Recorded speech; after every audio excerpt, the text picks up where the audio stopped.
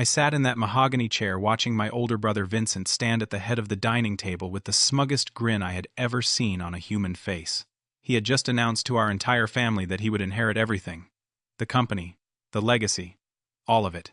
Everyone turned to look at me with pity in their eyes, expecting tears or anger. But I just smiled. I turned to my father and asked one simple question that made the whole room freeze. Before we begin this story, let me know where you are watching from in the comments below. If you enjoy stories about patience, justice, and the quiet ones who end up winning, hit that like button and subscribe to the channel. Now, let me take you back 28 years to show you exactly why I could smile in that moment when everyone expected me to crumble. I grew up in a small town about 40 miles outside of Philadelphia, Pennsylvania.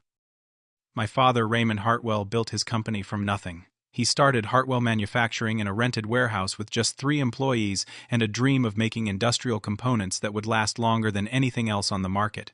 Over 30 years, he grew that company into a respected name in the industry, employing about 150 people who depended on him for their livelihoods.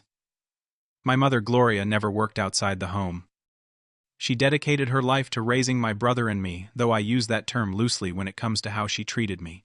She was a woman who believed in appearances and social standing, and in the kind of success you could show off at dinner parties. My older brother Vincent was 4 years ahead of me, and from the moment I could form memories, I understood one thing clearly. Vincent was the sun, and I was merely a shadow. Vincent had everything that made my mother proud. He was tall, athletic, charming in that easy way that made teachers and neighbors adore him. He could walk into any room and command attention without trying. People gravitated toward him like moths to a flame. I was different. I preferred books to parties. I would rather take apart an old radio to see how it worked than throw a football in the backyard. While Vincent collected trophies and girlfriends, I collected knowledge and curiosity. My mother never missed an opportunity to remind me of the difference between us. At family gatherings, she would introduce Vincent, first listing his accomplishments like a proud resume. When she got to me, it was always the same dismissive tone. "This is Luther," she would say. "He is the quiet one." Those 3 words became my identity in her eyes. The quiet one. As if being thoughtful and observant was somehow a character flaw. The favoritism was not subtle. When Vincent turned 18, my parents bought him a brand new car. A shiny red sports car that he crashed within 6 months because he was showing off for his friends. When I turned 18, I got a card with $50 inside and a suggestion that I should start saving for my own vehicle. I worked double shifts at a local hardware store for 2 years to buy a used pickup truck with 160,000 miles on it. That truck taught me more about engines and perseverance than any gift ever could. College was another story entirely. Vincent got accepted to a prestigious university on the East Coast. My parents paid for everything: tuition, housing, spending money, spring break trips.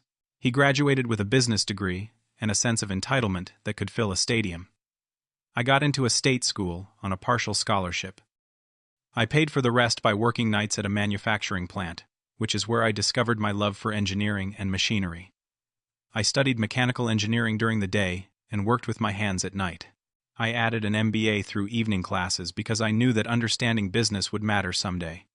Here is what nobody in my family understood. While Vincent was playing the role of the golden child, my father was watching. Raymond Hartwell was not a man of many words. He did not give compliments easily or show affection in obvious ways. But he noticed things.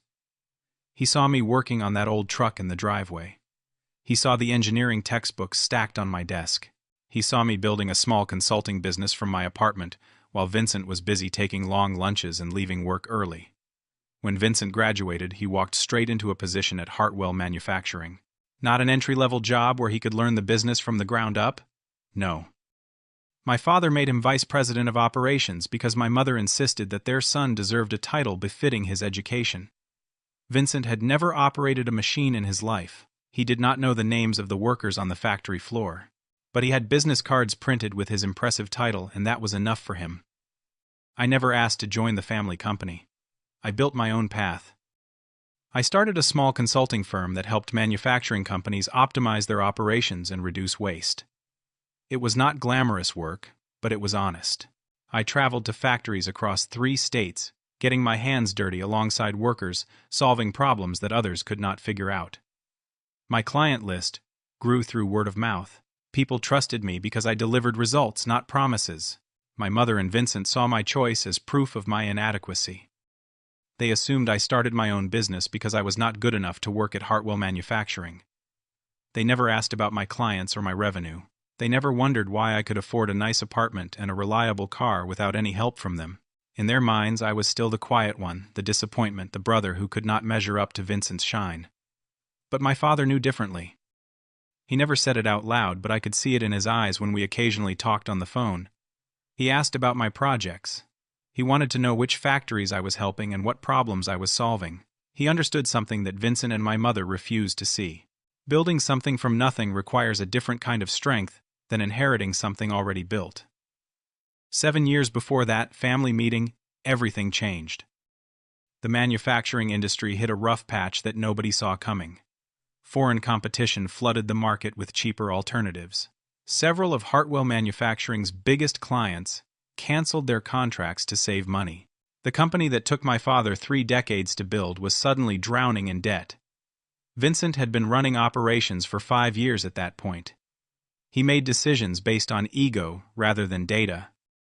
He signed a massive contract with a new supplier who promised lower costs, but the quality was terrible. 3 major shipments got rejected by clients. Refunds piled up. The company's reputation took hit after hit. My father had to take out loans just to make payroll. Within 18 months, Hartwell Manufacturing owed the bank over $2 million. The stress nearly killed my father. One evening, he collapsed in his office. The paramedics said it was a minor stroke brought on by extreme stress and high blood pressure. He spent 2 weeks in the hospital, and during that time, Vincent proved exactly who he was. Instead of stepping up to save the company, he panicked. He blamed the economy. He blamed the workers. He blamed everyone except himself. He spent most of those 2 weeks avoiding the office entirely, leaving the remaining managers to handle the chaos. I got a phone call on the 3rd day of my father's hospitalization. It was late at night, and his voice sounded weaker than I had ever heard it. "Luther," he said, "I need your help." Those 4 words meant more to me than any praise he could have given. For the first time in my life, my father was asking me for something. I spent 3 days going through the company's financial records, and what I found was worse than anyone realized. Vincent had not just made bad decisions. He had hidden problems, delayed payments, and created a mess that would take years to untangle. The company needed at least $2.5 million just to stabilize, plus a complete restructuring of operations. I had a choice to make.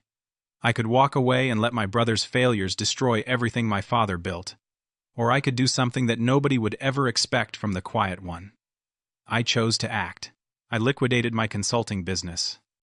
I sold everything I had built over 8 years, including my client contracts, my equipment, and my reputation in the industry. I emptied my personal savings. I took out a loan against my apartment. When I finished gathering every resource I could find, I had exactly $2,600,000. I presented my father with a proposal. I would inject this capital into Hartwell Manufacturing as an anonymous investment. The company would report it as funding from a private investor who wished to remain unnamed. In exchange, my father would sign over 60% of the company's shares to me, held in a trust that would not be revealed until he decided the time was right. He would retain 20%, and Vincent would keep his existing 20% stake. My father looked at me for a long time before he spoke. He asked me why I wanted to stay anonymous. I told him the truth. I did not want gratitude or recognition. I wanted to know if the company could succeed without Vincent taking credit for my work. I wanted to see what my brother would do when he thought everything was going well because of his own efforts. My father understood. He signed the papers that night. The next 3 years were the hardest of my life. I worked with my father in secret, communicating through encrypted emails and late-night phone calls. I analyzed every aspect of the company's operations and developed a new strategy. I used my connections from consulting to bring in new clients who wanted quality over cheap prices. I helped my father implement lean manufacturing principles that reduced waste by 30%. I did all of this while Vincent walked around the office taking credit for the turnaround. Vincent never questioned where the investment came from. He never wondered why the company suddenly had capital to modernize equipment and expand production. He simply assumed that his father had found some wealthy investor who believed in him. He gave interviews to local business magazines, talking about his leadership during difficult times. He accepted an award from the Chamber of Commerce for business excellence. My mother framed every article and hung them in her living room. I watched all of this from a distance.